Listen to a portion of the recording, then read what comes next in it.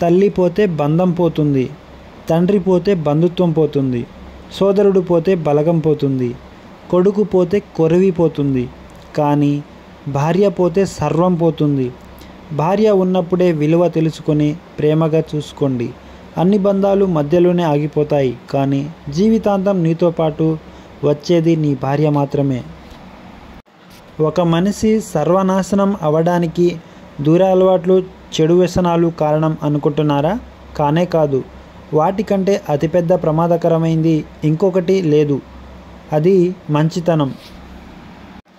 కాలం కలిసి రానప్పుడు నిజాయితీ, ధైర్యం, తెలివితేటలు ఇవేవి మనల్ని గెలిపించలేవు. కేవలం ఓర్పు, సహనం మాత్రమే మిమ్మల్ని గెలిపించగలవు. కాబట్టి చెడు రోజుల్లో మీకు ఉండాల్సింది ఓర్పు, సహనం మాత్రమే. మనిషి తలక్రిందులుగా తపస్సు చేసినా తాను సంపాదించిన ఒక్క రూపాయి కూడా తాను పోయేటప్పుడు తీసుకోపోలేడు. కానీ మనం ఇతరులకు చేసిన సహాయం మొత్తం మనతోనే వస్తుంది.